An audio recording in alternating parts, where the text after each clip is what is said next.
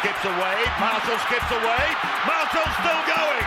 Marshall's got Richards coming up outside. Now inside. Arsenal have gone through an entire league campaign without losing. Bennett and the Dragons win the grand final.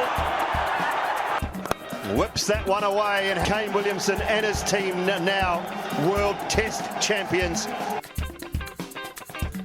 Welcome back to the TGIF podcast. Thank God it's footy. Obviously sitting here repping the gears after a very successful week to be in your red and whites.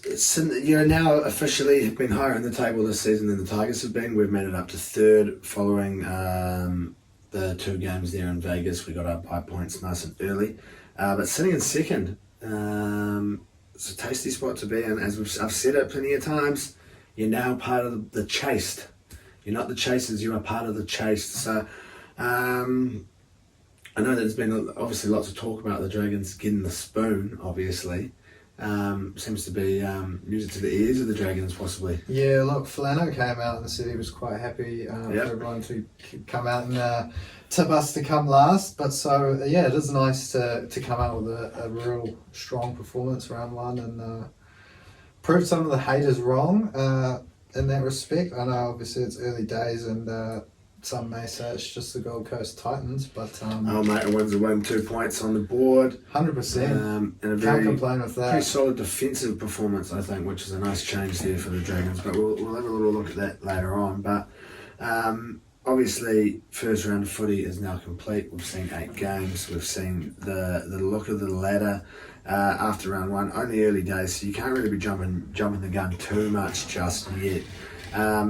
But with that beginning of the season, it does bring you our first TGIF Team of the Week. Coming back to you with a slight red and white tinge to this team here with no Tigers playing and, obviously you sitting there in your red and white. It's hard, after a season like last year, you get a win to start the season, not to include a few Dragons in there. So we start off with the man in number one, Sloan taking the fullback jersey. What a game. Yeah, hell of a performance. 3 tries, over 100 metres run, and to be fair, silenced a few critics defensively. Didn't obviously leak too many tries at the back, just the one. Thought he had an awesome game. Yeah, you can't really blame on him. It was a nice little move out wide from the Titans. So obviously a change in coach has done Sloan done wonders. Whether or not it's that new manager bounce that we see so often, we'll have to wait and see. But yeah, hell of a way to start under the new coach for Sloaney. And he takes the one to start the season off. He joined there in a back three by another one of his teammates in Lomax. Yep. And on the other wing there, Mulatalo slowing on in there. Two pretty solid performances as well there. 100%, yeah.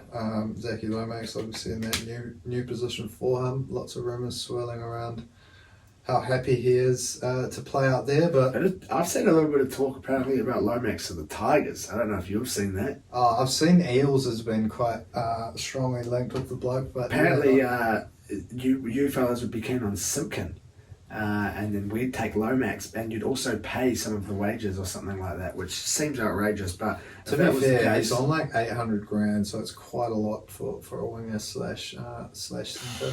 If it meant that we were giving you Simpkin or we were taking Lomax, I wouldn't be complaining. But two pretty tasty wingers there to join Sloan. And joined in the back five, Labour and Joey Manu as your two centres. Yep, Joey Manu playing obviously the weekend before over in Vegas, but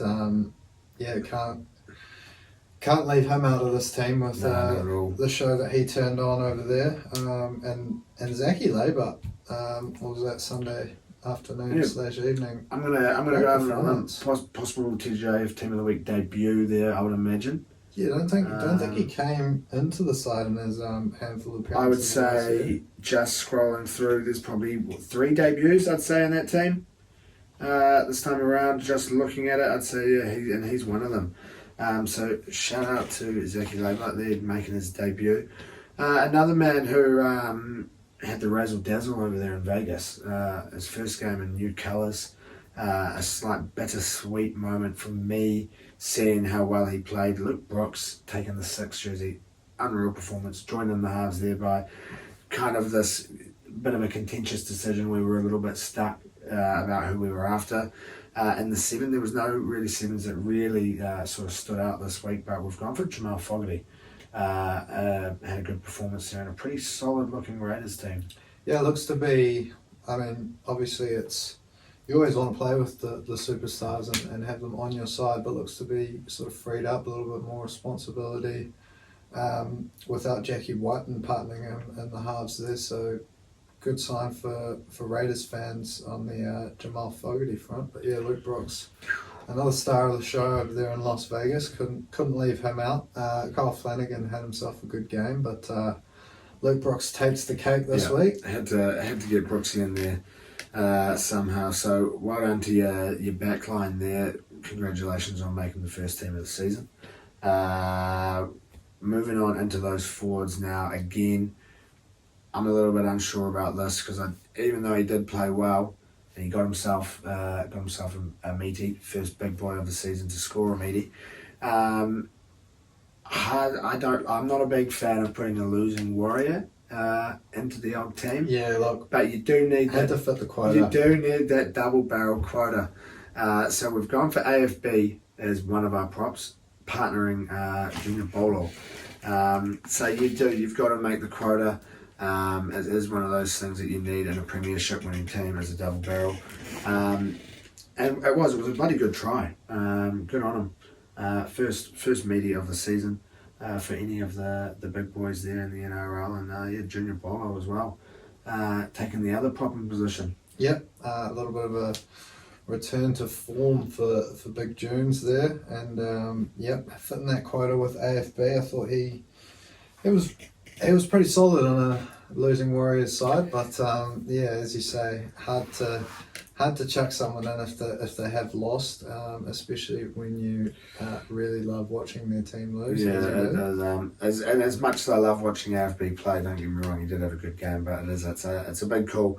But he's managed to weasel his way in there this week. Moving into that back row, excuse me, we've got another big boy there, big name, Hamole Olakawatu, taking one of our second row positions, joined there by Bryce Cartwright, who seemed to be able to do it all there on Saturday.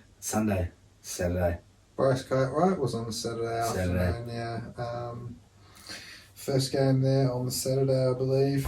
Another one that sort of helped Parramatta sort of tear the doggies apart there at stages. I thought it was one of the best performances we've seen from Cartwright in a while. And Olakawatu, I think we spoke about it the week before, but hell of a performance over in Vegas.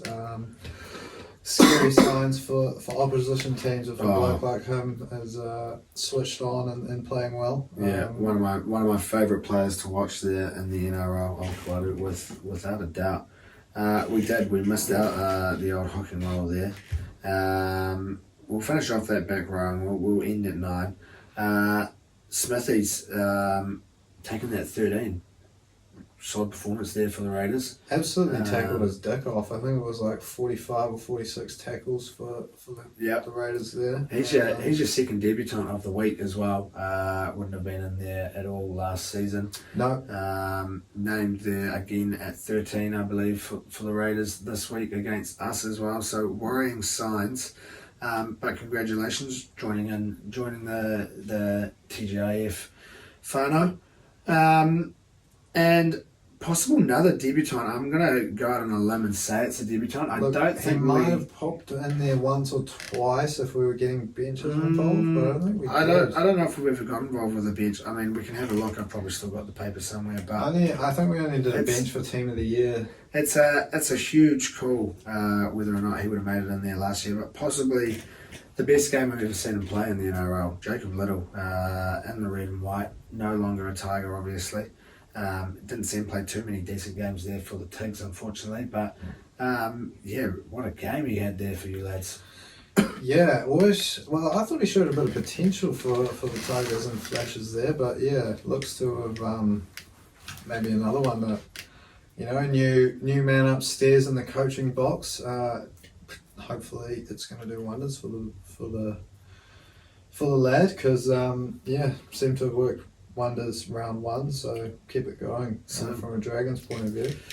That's your 13. That's your possible 3, maybe just 2 debutants for the season. We'll call it 3. We'll call it 3. These are the players to watch, I guess, from our eyes, going into round 2, whether or not we see any repeat offenders.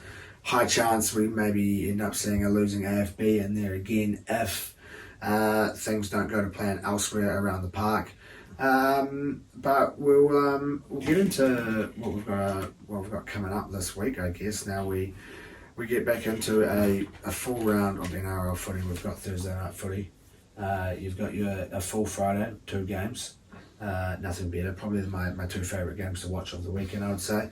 You then get into your first Super Saturday of the year. 3 games. Exactly what you're after playing a round of golf. Get into 3 games of rugby league. And then, what do we call it? Your Standy Sunday. Standy Sunday, just a Sunday. Sunday hour footy, Sunday evening footy. I think we've got 6 and 8 o'clock kickoffs while daylight savings doesn't seem. Okay, yep. So, I guess it's a Standy Sunday, but it's 8 games of footy to sink your teeth into. Back on home turf, back in Aussie. We start off Thursday night. The Broncos up against the Bunnies. Now, huge game to start off your round. The 2 losers from the previous weekend there overseas in Vegas. Yeah, a couple of teams that obviously, well, certainly Brisbane tipped for big things this season. Souths, whether or not we see them bounce back, obviously it's only 1 round in, but yeah, the loser of this one looking to go 0 for 2, which will certainly get those headlines starting to come out. Yep. Whether or not it's Brisbane or South Sydney, I don't think Brisbane would probably be sweating as much. We could see a draw. You do see 1 or 2 every now and then. Yep, they do sort of come out of the woodworks just to frit the old points tally out a little bit. Yeah. Bring that odd number into the equation. Someone's sitting there on 23 points all of a sudden. What's going on here? You've had a draw. But you're right, you are going to have to see one of the 2 teams most likely sitting there 0 for 2, which is big to start the season. Yeah, look, if it's Brisbane, I think people might start chatting a little bit of shit, whether or not it was a sort of one season wonder kind of thing. But look, if I was Brisbane and Kiwi, even if I did go 0 for 2 on this one, I wouldn't be sweating it too much with the amount of talent that they've got going around the place, and potentially you could probably say the same with Souths. It's tough when you start off with a couple of tough games to start the season and you're expected to do well, and you do start 0 for 2. Lots of rumours circling around. Wayne Bennett's finishing up at the Dolphins at the end of the year. Whether or not he's sort of lining up to come back in at South Sydney or not, there's a few rumours there, but that would be interesting. Whether or not we see Bennett get back into the NRL there at all. I think it's just what do you call it? Rumours and not even rumours, like just sort of shit. A bit of bullshit, bullshit. A little bit of bullshit being spun, some shit yarns. Do you rule it out? Possibly not a return for Wayne Bennett there after. He said he wanted to go retire sort of up in Queensland, but look, to be fair, I can see the bloke coaching until he dies. Yep, that is a very good shout.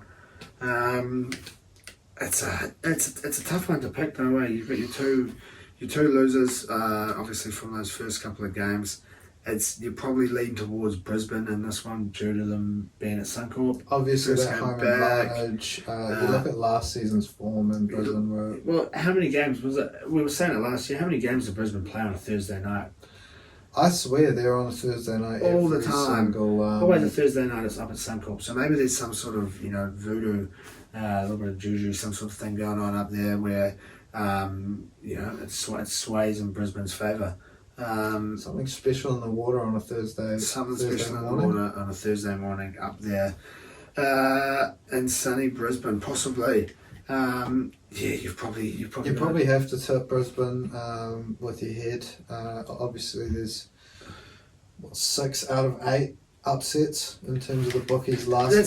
That's the other thing, and it's kind of like always heaps of upsets. You can't really pick these. Broncos are the bookies' favourites going into this one, but it's not like it's anything too far away from each other. If the Bunnies go out there and win, it's not a huge upset. I don't think so. And look, if they can go up there and defend well, we know they've got the talent to run in 3 or 4 tries. So you're right though. Cody Walker, the head saying Brisbane, the heart saying a draw.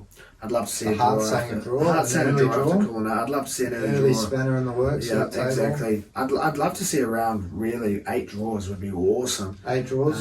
You'd probably be hoping for that last round though.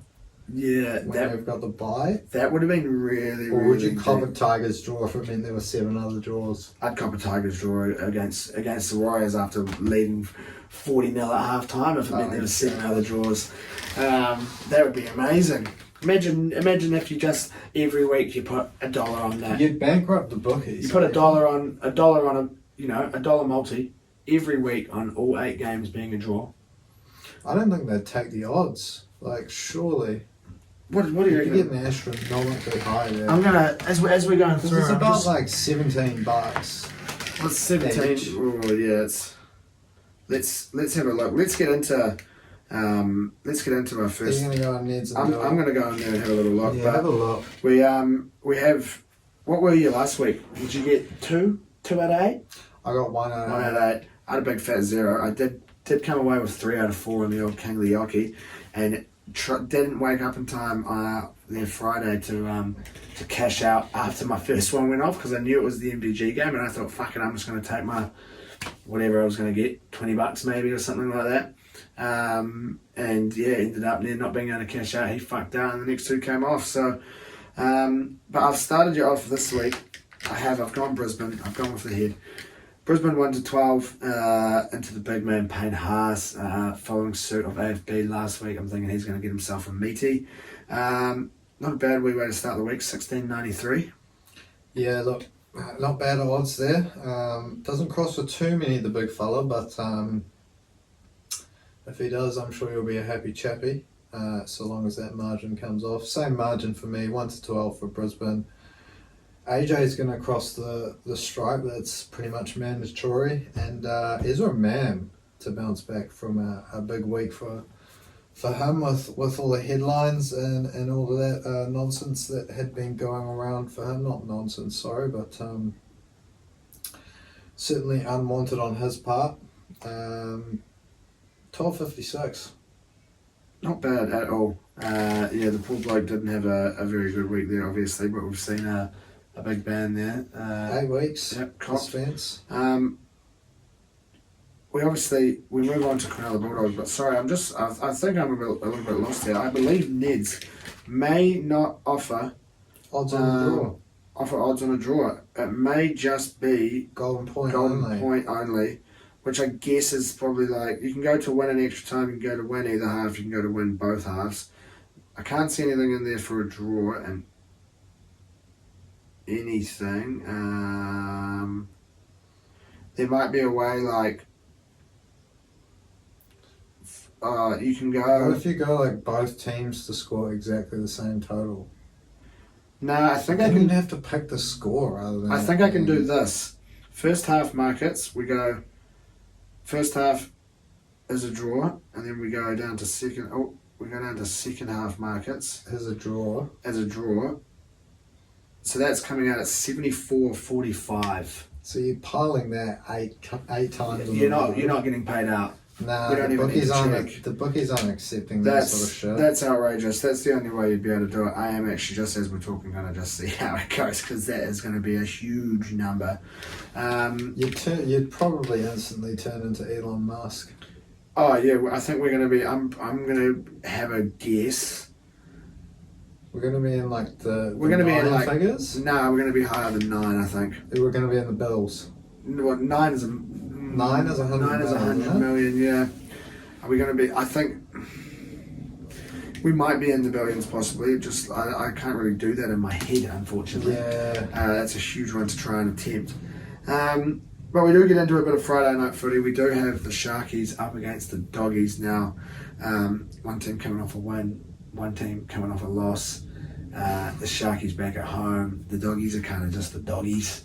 Each year there's that little bit of talk at the start of the season that they've signed a few good players and they're improving. They're looking at doing something different. Look like the same old Doggies to me there on the weekend. Yeah, I mean, poor old Doggies fans. Didn't offer a hell of a lot up against Parramatta. Pretty shattering for them to lose Addo Carr, not only for our multi's sake, but for the Doggies fans, the Doggies team. He's the sort of bloke that they can't afford to be having sitting on the sidelines for too long. Not at all. If they want to go about avoiding the spoon by the looks of things. But Cronulla, on the other hand, it was a tough, gritty performance from them. They didn't play their best footy, so to speak, but they got up at Mount Smart Go Media Stadium. Weathered that initial sort of 15-20 minute storm from the Wars, and then got in that grind very nicely and just sort of defended a lot better than the Warriors did on the night. So ended up picking up that third try to send them home with the 2 points. I think that sort of style of game may suit Cronulla. The tough, gritty sort of games they're defending. Defending well, getting on a couple of bits of magic from the likes of Nico Hines. It's a hard one because I thought they started off really flat.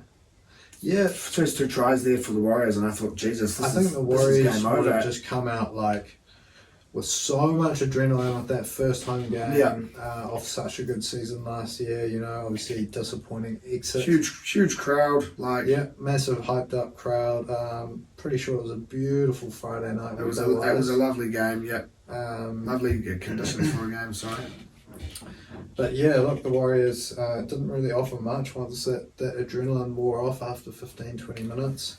I've just realised why these odds are so astronomical. Why is that? Well, because this is going for, it's a draw at half time. Oh yeah, of course. And a draw at full time. Could potentially be 20-0 half time, and then. Yeah, so I don't think it's possible. I'm just going to clear all of these. Write it off. Yeah. I think even if you're going in there and you're paying it's good to go to Golden Point is $17 every time. 17 times 17 times 17. More or less. Huge. Do that 8 times. Huge. Big number. Yeah, so 17 was 17 to the power of 8. You're going... I think you're definitely into maybe 10 digits. That's possibly a huge number. Can you do powers on? No, just go 17 times 17. And then just go equals again. 3, 4, 5, 6, 7, 8. Huge, bro. What is that? It is 118,587,876,497. Yeah, so I don't think all bookies in the world could pay you that. Half that money. I don't know how. Combined. I don't know what goes on in a situation like that with Elon. I don't know what goes on if you're. Get a few of those. You wake up Saturday morning and your phone is just going off the ringer, and it's been 50 missed calls from Neds, and they're going, "Hey mate, we see that you've got this bet on here. You've got picked 8 games to go to Golden Point. We've got 3 already. This comes off. First of all, people are going to think you've been involved in some sort of fucking match fixing scandal. And second of all, you're sitting there at a little cash out now of $3.5 million. How about we say, let's just call it that? We'll give you $3.5 million. If all the rest of the games come off, look, we apologise. You probably got to take it. $3.5 million. Yeah, that would get you a nice little house, nice little trip around the world. There'd be a trip to Raro. But it'd get you further than There'd be a trip to Raro on the cards, no doubt. But yeah, back to that Sharks Doggies game. It's tough to see the Doggies going well in this one off the back of last week, but if they can get the best out of the likes of Matty Burton, Stephen Crichton and co, who knows what may happen, but yeah, it's hard to go past a Sharkies win in this one. Hard to go past the Sharkies win. We've both gone fairly similar in this one. 2 13+ wins there. I've gone for Talakai and the Quota to cross the try line there. Going to get me just under $17. Sorry, $16.87. You've chucked Hines in there, a little bit less. Taking it out, obviously Talakai and the Quota, $7.49. Yeah, a couple of big wins for the Sharks on the cards. Can both come off. Obviously, we might see all three score. We could have combined our bets and made a little bit more moolah. Made a bit of a super multi out of it. 3 try scorers is always hard to nail down, but 3's more than 2. Week, 2's definitely more than 1. So that's your first game of your full Friday. I guess we're calling it. Into your second, the Battle of the Peas, Penrith up against Parramatta. Now, huge occasion this one. There's always a good skeptical when these two come up against each other, and you've got a Penrith team who absolutely shocked the NRL world, I would say, last week, being held to a clean sheet. Yeah, big donut for the Penrith Panthers there. It's not too often you see them in the NRL. You don't see clean sheets often in the NRL. Yeah, let alone a side like Penrith getting one there with the amount of strike they have. Shout out to Pat, I guess technically in the one jersey there. We're going to give him the accolades there for the clean sheet. I guess being most closely related to the goalie, or whoever started at 13 for the Storm. We could be shouting out the old Resi keeper in the 13, taking the clean sheet, but it's got to go to the 1. So well done to Pat, I guess, for taking the first clean sheet of the season there. But it's huge. I don't think anyone would have been picking Penrith to be held to 0. And same as last year, they've lost Club Challenge and round 1. So very. We knew that it was going to happen though. It's 22 years on the trot. Yeah, when you look at it like that, Melbourne are never going to lose a round 1 game so long as Bellamy's there.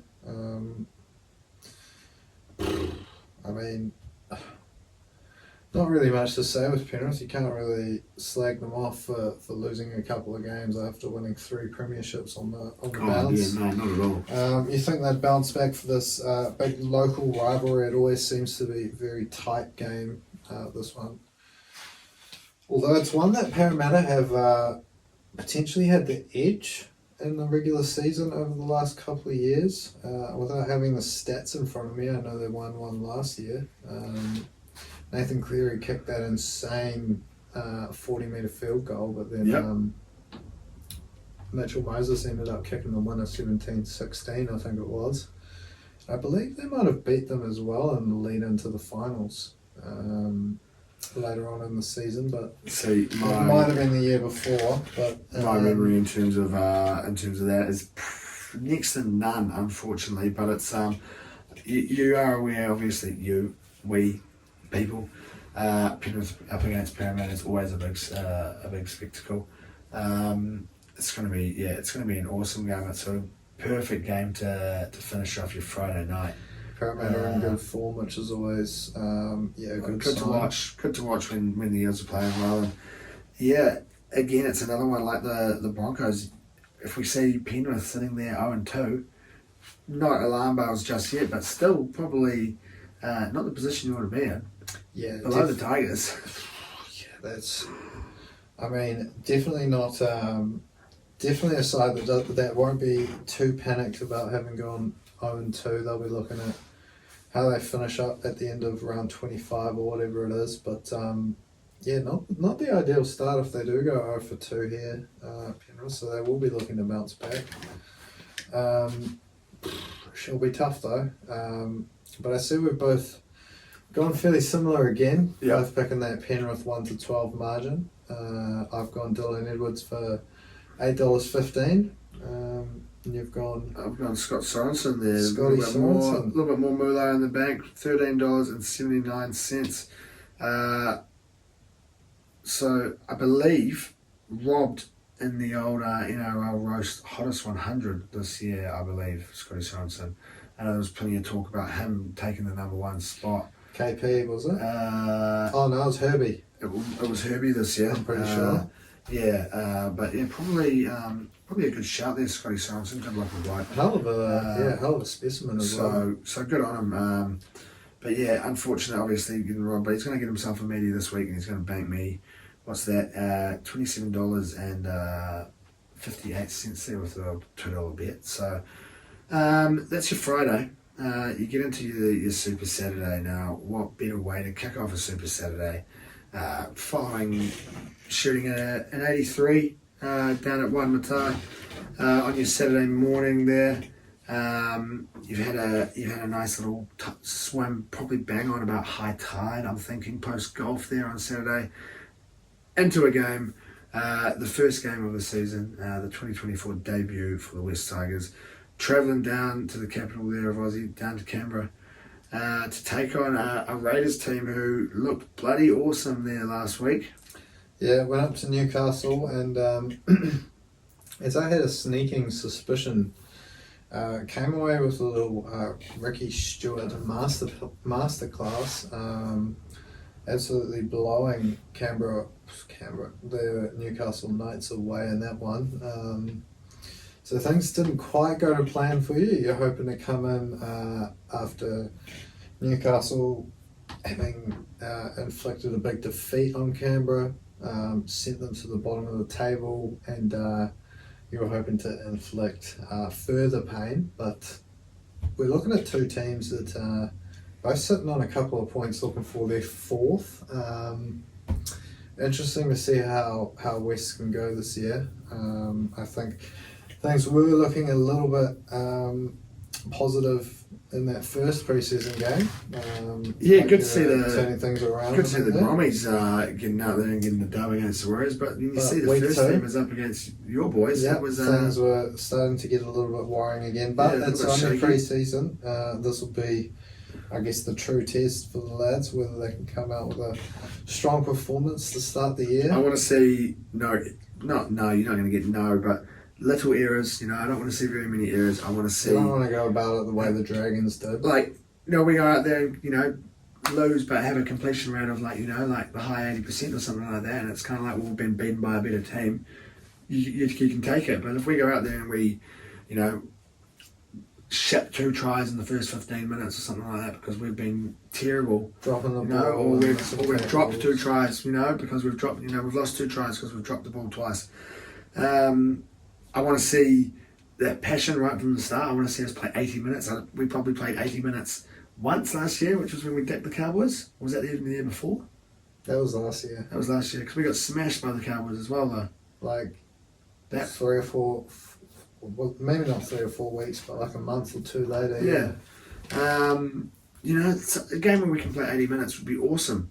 You'd like to think Benji's, gone into the lads to say, look, this isn't how we behave in Tiger Town. This isn't the sort of shit that we fucking do. We're in 9th. That's as low as it gets. Yeah. Fuck, we finished 9th again. I'd love to finish 9th. Yeah, definitely. It'd be bloody awesome. Went through high school finishing 9th, probably all 5 seasons of high school, I'd imagine. Yeah, no, you almost got through to the GF 2010. 2010 was 2010 was where he fucked out against the Warriors, Timmy Maltson. Nah, that was we might have beaten you in 2010. 2010. I think 2011 was when you fucked out against the Warriors. 2011 was against the Warriors. Was that the year? Because that was the year the Warriors got to the grand final and lost to Manly. Yeah. Yeah, it must have been that year. Yeah. 80 minutes would be great. 80 minutes would be awesome. 9th place would be bloody great. But to be fair, I'll take a win. I'll take a win by 1. I'll take a win by whatever come Saturday. 1 to 12 would be nice with a little Stafford toe try just to put the cherry on top of the cake for a little $10.02 bet as well would just be even better. Yep. If you can keep it 1 to 12 and even chuck in Isaiah Papali'i in there, We're I'm both going to be happy coming campers. home with $14.32. So West 1 to 12 into IPAP 14.32. If he can catch the ball, he can run those lines. Lucky Galvin maybe feeding him a nice juicy pass on debut. Who knows? But we'll see how that one pans out for you on Saturday afternoon / evening. But then we go to an interesting game here. North Queensland playing host to Newcastle now. Two sides that might have surprised a few people on both fronts there with last week's results. Very different fortunes last week. Obviously, Cowboys coming around with a huge performance up against the Dolphins. Sitting there top of the table after round one. Obviously, 43-18, I believe the final score was. 43-18, yeah, something like First that. field goal of the season as well. First field goal of the season, which actually sends them top of the table on points difference. So it just adds that little, throws that spanner into the works early doors. But yeah, up against that Knights team who just kind of failed to show up against Canberra, I think. Yeah, I mean, I didn't really catch too much of it. I watched the highlights the next day, but Hard to tell really at first whether or not Canberra played Canberra well were really, really good. or the Newcastle Knights were was shit. quite But I poor, think it was a little bit of both. I think Canberra were really good, but the Knights also, just not what we saw from them from the back end of last season. definitely not. So yeah, it's if they can't, no disrespect, but if they can't get the job done up against Raiders at home, it's going to be tough going up to Townsville to take on that North Queensland side that did manage to sort of romp away with it against the Dolphins there. I mean, last year they came home pretty strong towards the end of the season before a couple of losses at the end, but it was that start of the season for them where they were sitting 15th or 14th or something for a long time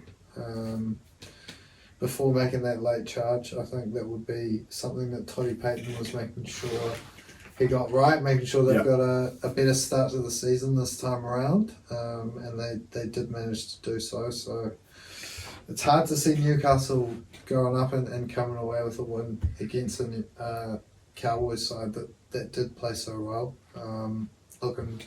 Looking fit, looking fresh, looking fast and strong. They did look bloody good. We only saw 25 minutes out of Big JT, I believe it was in the end.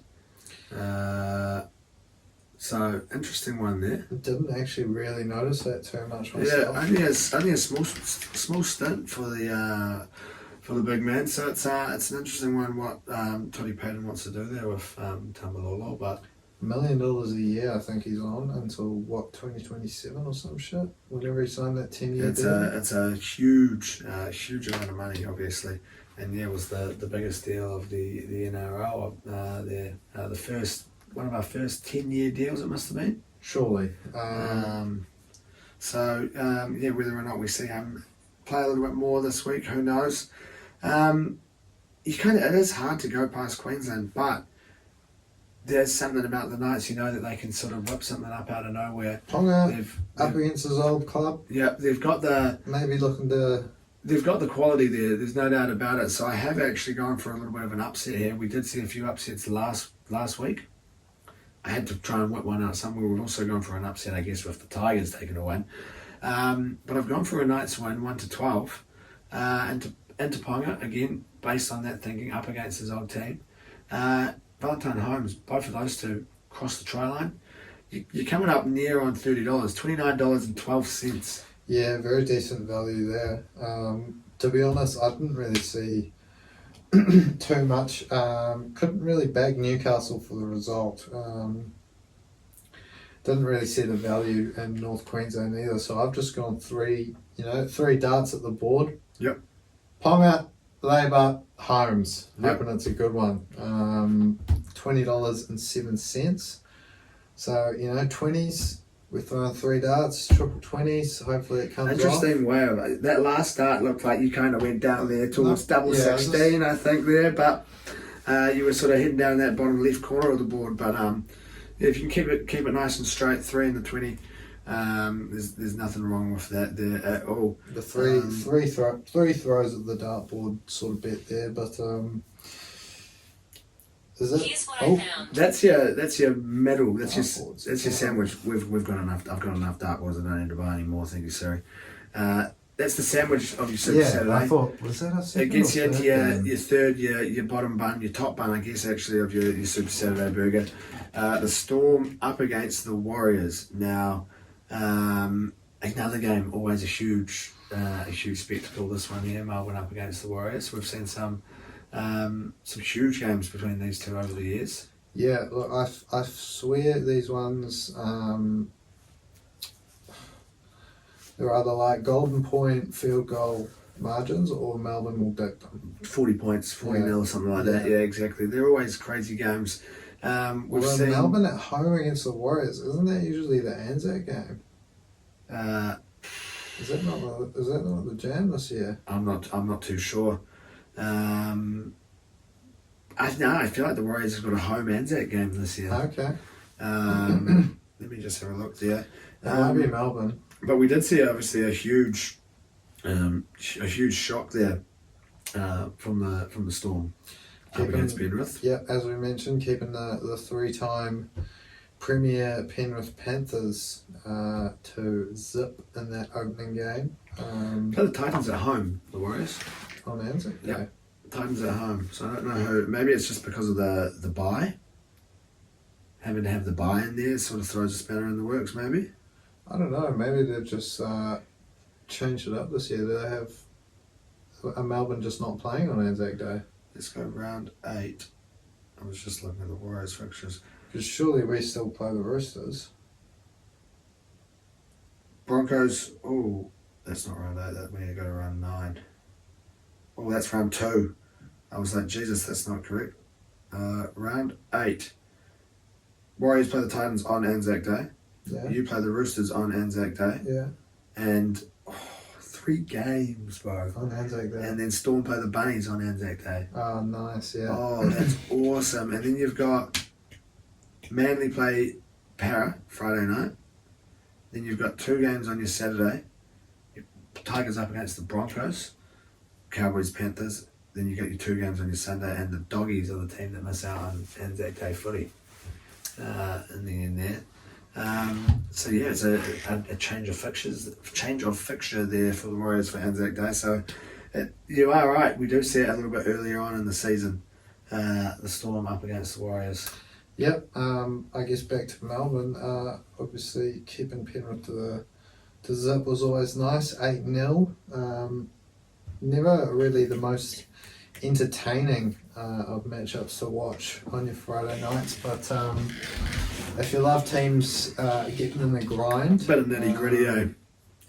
I mean, you potentially would have enjoyed it, but also, yeah, potentially a tough watch, that one, but particularly for a neutral, but I'm sure Melbourne will be stoked with the result nonetheless. I do believe I was probably like close to one-eyed near the end of that Yeah. game. I think I was starting to doze off a wee bit. But you know, you're holding out for a clean sheet. It's something you don't see often, like we said. So we were trying to push through. As you said, maybe not the most entertaining of games, but it was a good battle. There's no doubt about it. And it is an entertaining game if you like watching that sort of rugby league, but you might not be showing that one to someone that hasn't seen rugby league before. Probably not. No. But Maybe yeah, that's why they didn't take Penrith over to Penrith Vegas. or Melbourne. Yeah. But yeah, definitely a good sign for Melbourne, and we know that once they get that spine back together with Cam Munster, they're going to be a decent shout at a premiership if they can all stay healthy. Certainly be there or thereabouts for the top 4. And yeah, the Warriors, bit of a shocking result first up in terms of what the Warriors fans were expecting. The first up home loss, burnt out of energy after 20 minutes it seemed, but plenty of talent in that side, but yeah, Roger came in and big things sort of hyped around his return, but didn't have his very, very I quiet. guess, yeah, definitely not one for his highlight reel, but I think once he gets a couple of games back under his belt and if they can shrug that one off, start to look like they did last year, they'll be alright, but it's going to be a tough one to bounce back in Melbourne. Historically very tough for the Warriors, so it is hard to go past Melbourne, I think. Maybe not the week that the Warriors season gets underway. No, not just yet. I think you do probably see them probably being the team that sits there again, 0-2 underneath the Tigers. We'll just get that in there now as well. Plenty of upsets that happen in these early rounds, so you never know what may happen. Plenty of footy to be played as well, obviously, following the weekend. But we have both leant towards Storm wins here. I've gone a little bit closer. I do think we're going to see a slightly more spirited performance from the Warriors, and it should be a good game there. Melbourne 1-12 into the goalie himself, the man with the clean sheet, Pappenhausen, to score himself a try this week. He's kept a clean sheet. He's now going to go out there and score himself a goal. $5.71. But you'd be signing up any keeper that can keep clean sheets and score goals, I think. So shout out to Pat if he can do it. Not that I'm not expecting a spirited performance from the Warriors, but I'm just chasing a little bit of value, I think, early on. While there's plenty of money in the kitty, we can... throw a few wild stabs in the dark. Melbourne 13+ into the big man to back up last week. AFB's going to cross the try line. That really juices up the value to $24.41. So nothing wrong with that as well. Give you a little lead there. Give you a little boost to your lead. But that's your Saturday. You get into your Sunday now. Manly up against Roosters. It's the opposite to the game we start our round off with. It's the two winners of Vegas, the two stars, names up there in bright lights. What a game this one should be, I reckon. Yeah, we saw this one.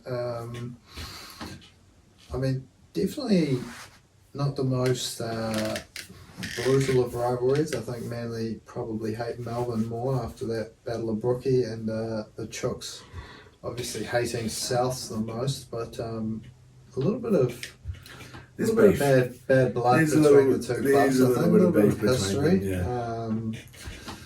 We saw the Roosters get up in the grand final. What was that? 2013, I believe. Again, memory's probably a little bit shot to be going back 11 grand finals or 10 grand finals. Definitely a little bit of beef there between the two. It's always a fiery affair. Manly's a team. They're a very polarizing team. I think Manly, you either like them or you hate them. Seem to be touted as the grubs and things like that. And they have had some grubby players. I used to hate them. I think being friends with Joe, you gain that slight affinity to your mates' teams. Obviously, he's a Manly fan there, so you do gain that slight affinity. I believe we then watched Manly play while we were on camp. Yeah. And I think maybe year 12 camp. Year 12 PE camp. Believe we were. It must have been early. We were in the Murawai Surf Club. Sleeping Murawai style after everyone's tent got flooded. A cyclone coming in or something like that, and so we were in there. I believe we were watching something pretty poor on the TV, and I want to say shout out Metua. Shout out Metua for sussing the remote. Was he the one that sussed the remote, or was he the one that was saying he was a Manly fan because they'd won the year before? See, I have a feeling. I get my stories about mixed up. It was like, it might have even been me and you. It was like, there's a game of footy on. Check the remote. But I think there was a couple of the lads who might have been saying they were Metua definitely said he was a Manly fan. And it was like, what, 4 or 6 5 months after they'd won the grand final. So maybe not shout out Mets, but if you're listening, but definitely shout out if you're listening. Shout out Mets That's if you're fair, listening, if you're brother. listening. That's bloody awesome. Yeah, there's you got that. Probably over time, my hatred for Manly is probably dispersed. As there's been other teams I've started to dislike more and things like that. But regardless of what you think of the two teams, this should be a bloody good matchup, I think, this one. As we said, the two winners from last week, we saw some pretty standout performances for either team here. Have we seen the rebirthing of Brooksy? Is Teddy getting back to his best? We saw Joey Manu playing one unreal as well. So some huge names. We've also got a fit Tommy Turbo. Yeah. I forgot about him. A fit Tommy Turbo, just as I've said plenty of times, it changes that mindset of the Manly team, I think. So huge game to kick off your Sunday.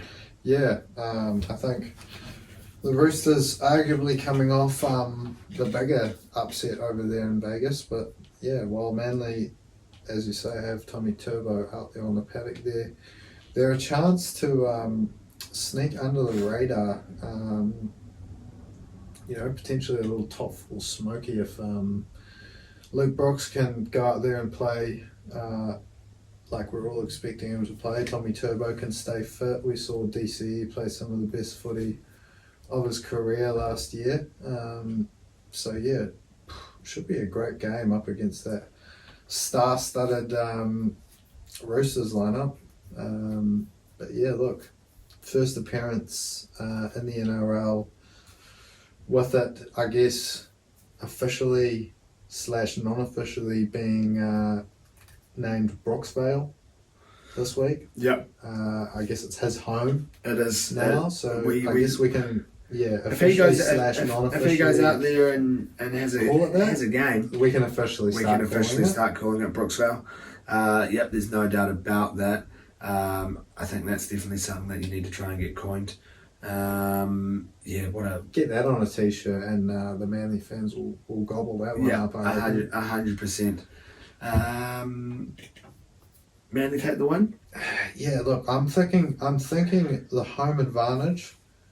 Up against the Roosters side, it's going to be very, very close, but home advantage. Luke Brooks out there doing his thing, he might just be the difference. Score the winning try, hopefully, for my betting's sake. Manly 1-12 into Brooks is going to reel me in $14.85. Yeah, I like the look of that. I've gone no Brooksy, but I've gone the same. Manly 1-12 into Ruben Garrick. The point scorer that he is, I believe he'll get himself a meaty, go out there and convert it as well. You can't not convert your own try, so I think he's going to be getting himself a meaty, little close win, $8.30. And it leads us into our last game of the round. Second place up against 17th. The Dolphins coming off a absolute shellacking, first shellacking we've had of the season, up against your Dragons. Yeah, I mean, if you're calling the Dolphins game a shellacking 25-point margin, Dragons potentially also fitting in that category with the 24.1 over the Titans there, but definitely wasn't the same sort of shellacking.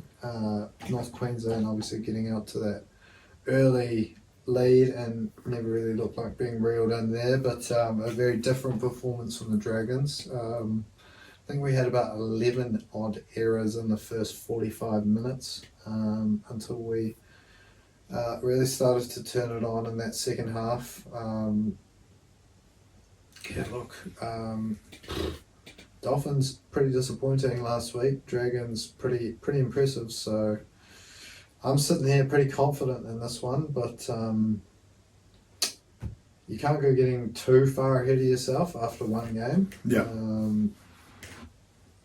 Obviously, Flano Senior's come in and worked his magic tactic-wise, but there were a few really good performances up there as well from the lads, so it was really good to see, but whether we can double down this week or not remains to be seen. Hopefully it's it can be done. It's obviously a really good chance for us to get out there and, as you say, be one of those ones early on that are being chased in the season. It's where you want to be.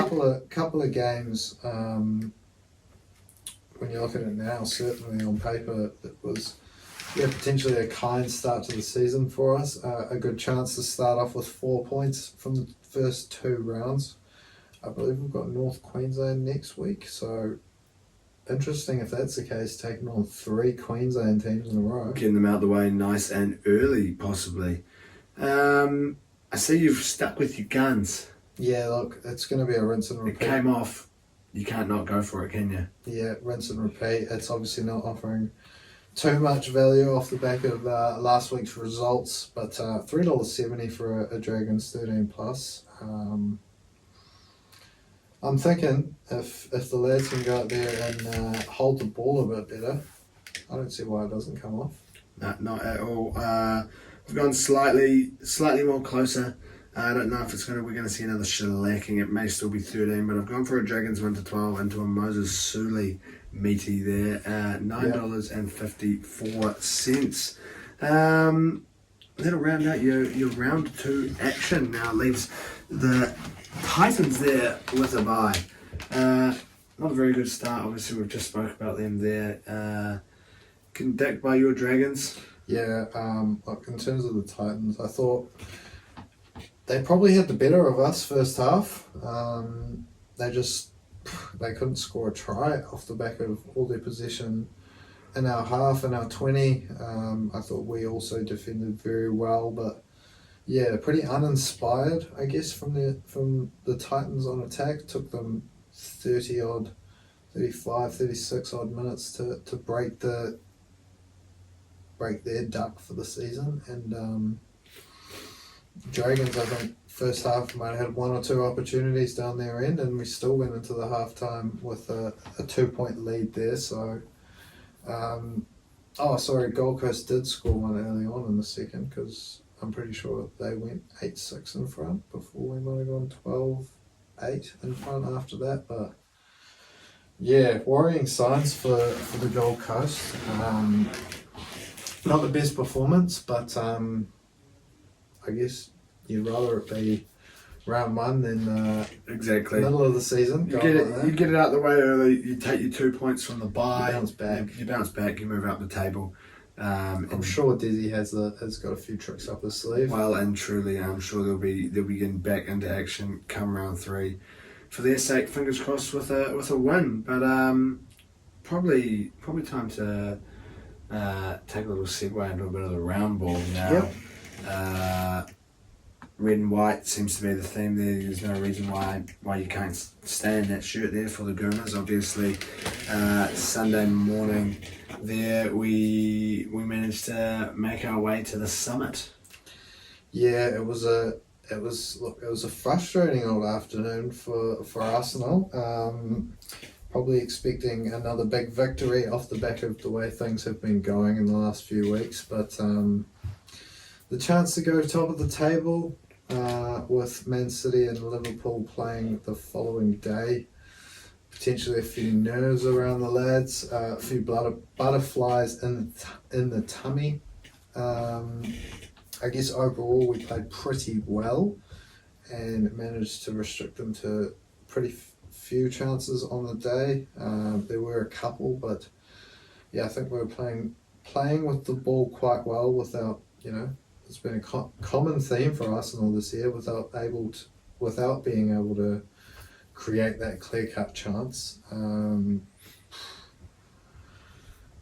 the goal, I think it has to be said, Ramsdale has obviously got to do a lot better, but I also feel very bad for him. His confidence is obviously just absolutely gone down the drain this year off the back of... he's been ripped on as well, but he also made 2 bloody good saves, I think, in that I think he bounced back awesome. One awesome one that he put over the bar. That was a great save, but you're right, he's definitely... His confidence is absolutely shot. He's not half the player that he was last year. Nah, not at all. And it's got to be a hard one. Someone comes in on loan to replace you, and they've got that loan to buy option, and you kind of think look, you look at it in hindsight, and maybe Arteta was right. You probably got to back him. Well and truly right to have been playing Raya. You got to back Arteta and his decisions, but yeah, look, it's Raya's been an absolute revelation. I think on the face of it at the start of the season. He's been a revelation, to be fair. And I was anti it at the start, but what? 9 clean sheets, 19 goals conceded. I think he is. He's the best. Got the best stats in the league this year. And there's games where he doesn't do anything because of the back four. Yeah, in the midfield three. And that's the thing. I mean, the it's stats with clean sheets and stuff. It's just as much to do with the fact for a lot of these games, in our level of football that we played, quite a lot of the time you get a clean sheet. It's probably because of the keeper, but you're playing at that level, and half of these clean sheets that Rise had, he's probably touched the ball once. Yeah, maybe not plenty of times because he loves to ping a pass or two. Yeah, but he might have made 2 saves in the whole game. You know what I mean? So, it is. You do feel for Ramsdale. I'm sure we see him go at the end of the season. You'd like to hope it on just to sit there on the bench, because he's a good player. Yeah, it's a tough one. I mean, I don't think that we won't be taking up that option to buy Ryan. Is it not reason why? Is it not like being locked in? I'm pretty sure. Was it just like a loan to buy? Like, there's no option. Well, there might be. If we're not like.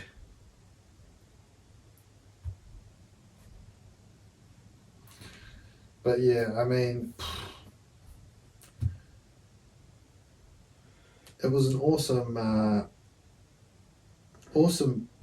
performance through until the 18-yard box. But yeah, it was definitely one of those games that showed we needed a striker. But Kai Havertz, he managed to pop up in the end after. He's been the saviour recently, hasn't he? Yeah, look, he's. I think that's 4 games in a row he's scored now, and I've heard a lot of talk that potentially might have been off the field after having a little bit of a dive. Well, I've seen the old referee dudes come out and said apparently it wasn't a dive, that there was enough contact to... Well, I think as long as there's contact, there's no reason why people can't fall down. It's just up to the ref to decide if that was enough of a foul or not. Yeah. Like, if there's no contact, fair enough, that give him a yellow card. But if you're sprinting and someone just pushes you like that, you're quite liable to lose balance. Yeah, you're going to go. Because if you're standing still, bracing for it, then yeah, of course not. Of course it's not enough to push you over. But yeah, anyway, we didn't get the pen, didn't get the yellow card, didn't get sent off, so managed to pop up for the winner late on. Yeah, Twice he's done that against Brentford this season. Exactly what we're after from him. It's what we want to see. I believe he's equalled his most fruitful spell at Chelsea, I think, in terms of goal return. So yeah, it's awesome to see a player like Havertz, finding that little bit of extra form and a bit more confidence and having the fans off his back and things like that, which is good. Yeah, threatened it a little bit early on in the season, but yeah, definitely having his best run of games in an Arsenal shirt, that's for sure. Doubt. And then you just got to love the fact that after getting the job done ourselves, waking up on Monday morning to see Liverpool and City having drawn 1-1, and that we remain top of the table. I was going to say through to the international break, but I believe the others may have games, because I saw that on Forza there's one that's postponed against Chelsea. There is one that's postponed. What was that for? I'm not too sure. I did see that today. Is there a midweek game this week? Let's go Thursday. Thursday is Premier League, but we've also got Champions League, so it might have been because Man City played their Champions League last week. Do they Europa play? League? No, it's just, by looks like Bournemouth, Luton Town, and then back into it there on Sunday. It could be an FA Cup, maybe. And then I think it's international. We don't play this weekend at all. No. They have an FA. Next game is City. They have an FA Cup game Monday morning. Chelsea up against Leicester. Okay. So that'll be why it's postponed. Okay. Yep. Fair enough. But we do have a game tomorrow morning. up against Porto. I think we've spoken about this game for about 3 or 4 times, obviously with the drawing out of that round of 16 over the space of 4 weeks in the Champions League there, so that we can allow the Europa and Conference League to catch up on us in terms of those results fixtures there. But yeah, not too much else to say that hasn't already been said apart from get up there and get the job done tomorrow morning. Yeah. Fingers crossed. I don't see the nervy performance we did out in Portugal. We can see a couple of early goals to release the pressure and, you know, another clean sheet. Cruising 3-4-1 on aggregate, and then we can look to, we don't really need to personally rest. We just go out there and put them to bed. I think make sure we go out there and just make no room. We don't play a game until the 1st of April after this. No room for any fuck outs, you know. So 1st of April, is that long? Wow. I think so. That's a huge gap. Because there's a 2-week international break after this weekend. Is it? 13th of March, 1st of April. I fucking hate that. Yeah, it's bullshit. But at least we got the rugby league back.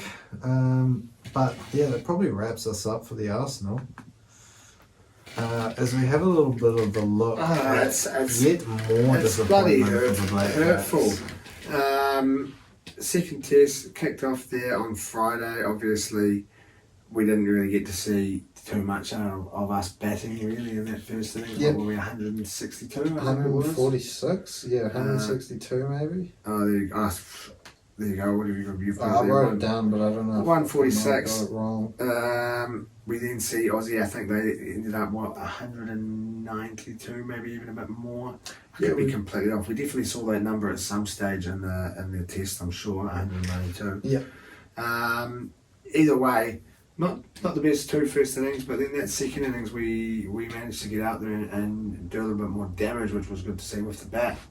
Yeah, 4 or 5 lads are doing quite well without managing to kick on and get really big scores there. But shout out Tommy Latham, Kano, Ravindra with a nice little 82.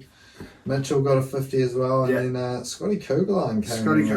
I was sort of sitting there talking to Jay. 44 to round us off. I was ripping on him, saying, why the fuck's he in the team? Because he didn't bowl well in that first innings. And I was saying, he's kind of like a poor Kyle Jamieson, poor man's Kyle Jamieson. He's big and tall. He looks like a Mason, bro. He looks like a Mason brother. Could be a Mason brother, possibly. Yeah. It could be a long lost Mason brother. He's got that like. What came out and started smacking some form. We saw Matt Henry was, I think he had 3 or 4 Player of the fours. series. I think he had 3 or 4 fours in that little whatever he did. He get 16 maybe? I can't remember. Went for a 6. We saw a little bit of a crumble, obviously. At the end of that innings there, we saw Southey play a diabolical looking shot. Even as a non-cricketer, you could tell it was stupid. But it could have been the near saviour, that him getting out that early on, because it did mean that we got to see the Aussies come out to face the end of Sunday.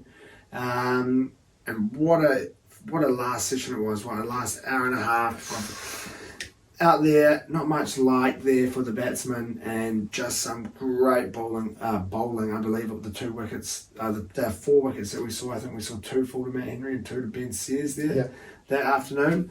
And some big wickets that looked like it was going to set us up for an easy last couple of days.